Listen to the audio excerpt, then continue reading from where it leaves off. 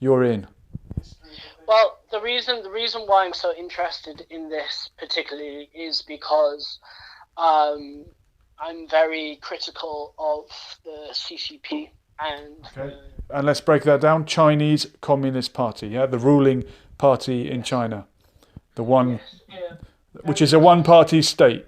Am I correct? yeah, yeah, but one party state, very totalitarian, very whatever the government say, the people do, very authoritarian, and so on. So I'm interested in this, and of course I'm totally interested in the Why is coronavirus. it any of your business what China do? Mainly because I lived in China for a Okay, while. so you've had some insight. Yeah, I've had some insight, and they're a massive superpower as well. One of the Mhm, biggest in the world, one of the leading ones. So yeah, this is the reason why I'm very interested in mhm, this, mhm. in this particularly, and the coronavirus emerging out of China as well, and things like that. So yeah, I'm very interested in, and I'm just interested in world affairs and world politics anyway. So this is a good time to really try to do research. That we're all locked and not doing much, and Yeah, definitely. so and there's a lot of information out there that's not so good and stuff. So I really try to do my research and try to understand what's happening and make an impartial and fair judgment about everything. So yeah, Brilliant. that's what Well, I'm I interested think that sounds very fair, and you've cited China as a world superpower. I guess there aren't many superpowers these days. Some people would say, really, militarily, America is the only world superpower. But can you see that changing? And would you be in. concerned if it was China that became the new world superpower? I don't think. I mean, I'm not saying any of them are great. Maybe you think some are better than others. They're all in the same boat, to be honest. I think the main thing with China, especially, is that it's become, in my view, China's like a capitalist's wet dream in one sense. That you can go to China and you can make lots of money, and so on. So a lot of companies around the world, and especially America, they deploy their industries in China, because it's cheap and so on. And I think that's one of the reasons why China has become economically such a big powerhouse in the world today, is because of its cheap labor and so on. So I think that's one of the reasons why has become a superpower, alongside, I think, as you quite rightfully said, that America, I would think, is probably the biggest superpower at the moment. So yeah, that's my view on that. But expanding on that, the reason why I've done my research and looked into this, because I understand the history and understand the history of China and the emergence from the Cultural Revolution to the era of Mao Zedong to where the party has led today. And I've seen, as we see in the West, we see a lot of, you can argue there are good things about the party, which is the CCP, the Communist Party, which are good. What are the Socialism. good things about? I know you don't like them, but what are the good things? It's the socialist aspect. They look for the people, they think about the people, and so on. That mindset of everybody is together.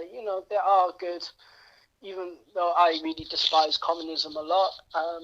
I think socialism is a pretty good thing, and so on. So that's one aspect that I like about it. So, But if you like socialism, what's wrong with communism? Is communism not just full socialism?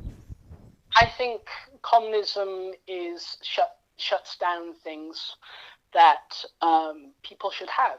Some people can argue, and I'm of the mindset as well. In a capitalist society, there are benefits like freedom of speech, free press, free media. The you can choose your religion, democracy, and things like that. So I like that sort of freedom, and I think that's the reason why I not oppose, but disagree with or dislike totalitarian regimes or communist regimes. I think when it's pushed that hard, I think you see parties like that becoming authoritarian, and a lot of my friends will argue, oh, they're just looking out for us. A lot of my Chinese friends say they're looking out for us. They're the big fathers, they say, or the big dad, that they look after them, and that's interesting. That's fine, but at the same time, you can see a lot of the negative stuff that comes out from these regimes, like the persecution of the Uyghurs, for example. The Uyghur minority in China being persecuted from concentration camps, and then there's everything from Falun Gong to Tiananmen Square, so there is, from regimes like that, there is a massive backfire from it and so on. So I think that's the reason why I dislike it so much, and dislike how regimes like this treat things like the COVID-19 coronavirus outbreak and so on, which leads into the WHO. Yeah. Okay. Well, I mean, there's so much there. We could debate all of that. Maybe another night we will. But we better get on to the World Health Organization. What is it that you don't like about them? So first of all, I want to say that I am all for world institutions. I think more world institutions will emerge in the future, because I think we are in a different age now. We're in an age of globalism. Therefore, international laws and issues need to be addressed globally. So we need world institutions. I am not... Well, we've got one. It's called the World Health Organization. Which is fantastic, and as a body and as an institution itself is fantastic. But the reason why I think it's defective at this moment in time is because of what's happened with the coronavirus and the COVID-19. Let me send you all the way back to November. So there were 8 doctors in China. One of them was Mr. Dr. Wen Liang, who saw crazy things happening with the patients that we have. He's seen that people becoming sick, and started to gain all these symptoms and gaining a fever and so on. He saw this occurring.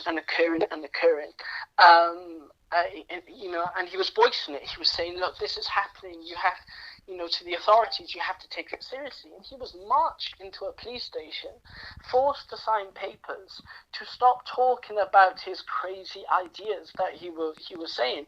And then, as we know, and so on, it became worse, and in Wuhan, worse and worse and worse and worse, until he got COVID-19, and he basically released all the information that he had about COVID-19 to social media and so on. And a lot of people praised him for this, speaking out and so on. But Steve, I have a question in the chat. Go ahead. From Agam Pandit. Do you think Trump was right to stop funding the World Health Organization? Also, do you think the WHO were doing good enough for the world's health? So first of all, we have to understand Trump actually said halted.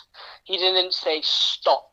So he's halted. So I believe, in my opinion, that will continue in the future and so on. But we have to understand everything. So bringing it back to what I was saying. So basically, the Chinese the party tried to cover up, and they covered up until it became so bad, so bad.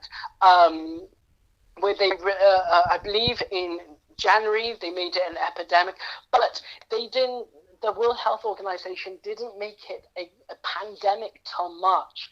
A lot of this could have been mitigated if the CCP didn't cover up, if the WHO didn't help the CCP cover up even more. Basically, the reason why I think they're so corrupted is because I think they're in the hands of the CCP, they're in their pockets. Okay. And so there we go. We're getting down to it now. The World Health Organization are in the pocket of the Chinese Communist Party. Why would that be? Would it be that communism, that you don't like so much, has the global outlook that you actually do like? Communism believes in international permanent revolution, that all borders will one day fall. It depends. depends on what they choose and what the state chooses as well, though, because we have to understand that the reason why they covered up was because they didn't want to show face. They didn't want to be seen as weak, and they didn't want. You got to think, right? The only way that you can get into power within regimes like this is to climb to the top, and when you're out, you're purged. You're out of it, and so on. I think you like what the communists do, but you don't like the way they do it. Because you, from what I gather, are a globalist. You want all the world to sit down together. That's what communists want, but they have historically used violence to achieve it. Yeah, and I think this is a repetition. Some of them have. Say, for example, Chernobyl. This is exactly like what happened with Chernobyl. They covered up, they lied, and so on, and didn't what's the word? Give out the information that was necessary for that time and for that space, and so on. So I believe this is Chernobyl repeated. Would this happen under more of a capitalist society, more of a free democratic society? Who knows? But all I know is that when things like this get so out of hand and so out of proportion and so dangerous, that they are more afraid to lose face and to let go of political power rather than telling the world that there's this happening and we need to work together. That for me didn't happen. There wasn't this sense of, right, we need to work together. It was political ramifications. Also, Taiwan, for example, gave at the beginning what needed to happen to control the virus and so on. But yet, because the WHO do not recognize Taiwan into the WHO, they couldn't do that. And I think this is atrocious. And the WHO avoids questions constantly about Taiwan being accepted as a member. Why? Because, again, they're in the pockets of the CCP. And the CCP do not see Taiwan as being a separate country. Have the CCP got a point then? The CCP wants Chinese unity, as they say, but it's not unity. It's kind of, in my view, a colonization in a different way, because Taiwanese people and Hong Kongese people do not see them, they maybe not so much Hong Kongese, but Taiwanese see themselves as being Taiwanese. Well, Hong Kong has a different culture directly due to colonization. They were under British rule for 100 years because of colonization. Exactly, but if you ask the what's your take on colonization? Are you against it? Of course, colonization from the past, but you also have to understand that China has implemented their own form of colonization within Africa as well, and so on. And they're trying to push more this totalitarian communist way of thinking. I don't think they've done as much colonization in Africa as, say, for example, the British or the Dutch or the French. Of course. The British have definitely, I won't dispute that at all. The British have definitely colonized and have brought that negative vibes within colonization and so on. But at the same time, if you ask the ordinary Hong Kongese people if they wanted a communist system or more of a capitalist one, I think the majority of them would choose capitalist. That's why they have the five state mandate that they're trying to bring forward. It's state capitalism, isn't it? I think so, but a lot of them they don't want to be extradited back to China, for example, and they've had that two-party system, for a long time, and I think.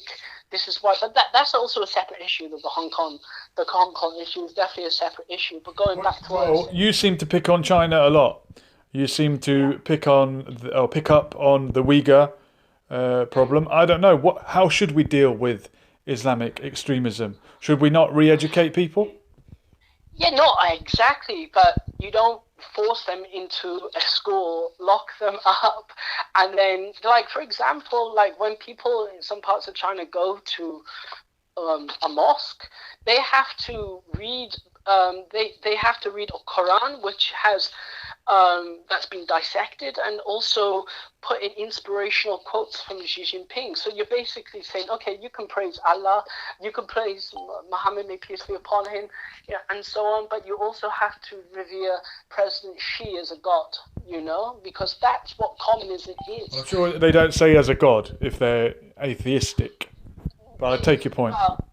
But my point being is that the CCP is kind of, when you wipe away religion, what do you have? You have a party, and the people revere so much the CCP that it's become like a religion. That's my view. Are you saying if you wipe out religion, people will replace it with something else? Yes, that's exactly what I'm saying. Another good question in the chat from Agam again. What are the consequences of the world for the world if Trump wins the election again in November? What's the consequences? I'm not a huge fan. You might say the benefits. The benefits. Consequences, benefits, however you like to call it. Should Trump win the election and beat? Well, to be honest, I think Biden and Trump are both. Joe Biden. Yeah, Joe Biden. I think they're both warmongers in one sense. Like Joe Biden, who's under Obama. Obama dropped a lot of bombs during his time, more than any other president. So, but I don't know. I see the political system as being defective in itself as well. That's why I don't prescribe to that system, because I think also it's massively defective, just like communism is as well, and so on. So I don't know. I personally, I think Trump's going to win it because I don't think Biden has a hope in hell. But that's a separate issue. I thought Trump could have dealt with this a little bit better instead of saying, "Oh, this is just a hoax of Bernie Sanders and the Democrat Party," and stuff like that. I think this could have been handled well, and political games shouldn't be handled. But being said, that this could have all been mitigated if there was transparency from China in the early stages, if they didn't cover up, and if the WHO didn't cover up as well and constantly lavish China's propaganda about how great it is in China, also helping them. China tried to misguide and try to misguide towards America, if it coming from America. Then they blamed Italy, and then so on. So I think they don't want to be in the limelight because they have messed up so hard, and that's why they're pushing all this horrible propaganda out and so on. So that's this is why I think the WHO are corrupted, in my opinion. But also looking at Tedros, for example. When you do your research on Tedros, Tedros was up in Ethiopia. He was foreign secretary, I believe, of a Marxist Revolutionary Guard in Ethiopia that persecuted a group of people called the Omara so much that a lot of them starved to death through famine and so on. He also covered 3 cholera outbreaks. He called them watery diarrhea, whilst thousands of people died and so on. Do I want, say, a black African person to be in charge of the World Health Organization? Yes, of course, but not one who has a shady background of corruption. So that's the reason why I think today it's so defective, is because of shady backgrounds like this, and so on. And that's the reason why. And also them lavishing China, not criticizing China at all, but I think that's the reason why I think they're in their pockets at the moment. Could it be that these global organizations, world level organizations, which you are in theory in favor of, tend to be sympathetic towards communist regimes which also have a similar goal and a similar outlook? I wouldn't be surprised that they would be leaning that way. I think for me, Jules, it's more monetary. So I think I think at the end of the day, money talks, and money buys influence. And I think the CCP has given lots of money to the WHO, and the WHO like R&B money, so that's why they are not criticizing or speaking out or anything like this. And also the CCP pushes their propaganda through posts. Even in the UK, there's a post about China in some newspapers and so on. So this has been pushed, and I think money speaks, money talks, and this is why I think. I don't think this is the right time for somebody like Trump to halt giving money to the World Health Organization, because I think also that the World Health Organization does a lot of good, but also we have to understand, what is that money being spent on when it's gone to the world? Like, people have, paid thousands of pounds for luxurious hotel rooms when they travel and so on. Is this really what the money is going to? Is this how the funds are being distributed properly? And so on. So this is why I'm very critical of it, because I want to see it being used properly. The problem is when you don't implement spiritual ideals within institutions like this, it leaves a massive room for greed and corruption and things. If we can think using these organizations and these institutions for the betterment of the world, for the healing of all the world, for the unity and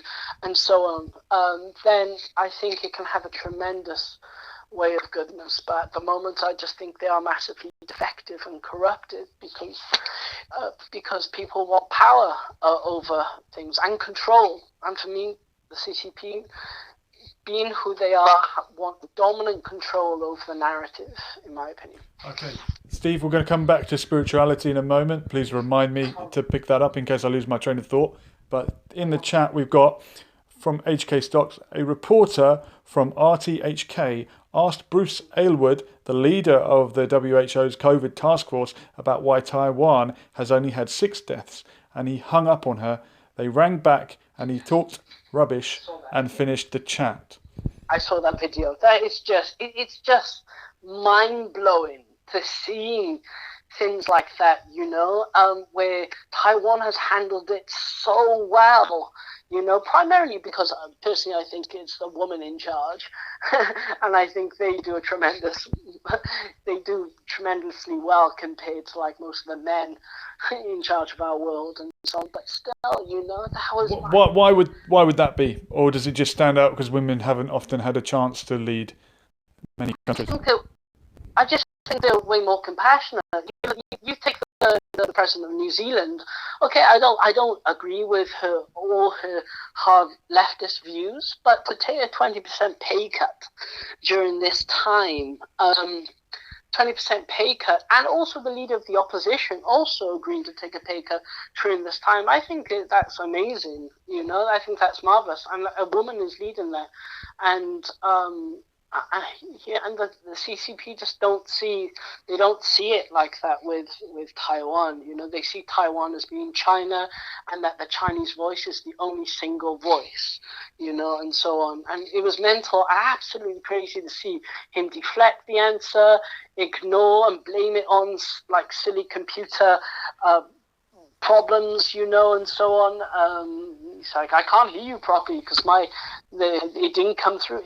Like things like that. Even people like Tedros saying that racism has come from from Taiwan is absurd in my opinion. And so on. So yeah, I don't know. So yeah, something like that. Well, there has been some racism in all this, right? And even in China, I heard reports of black people being banned from or turned away from certain restaurants.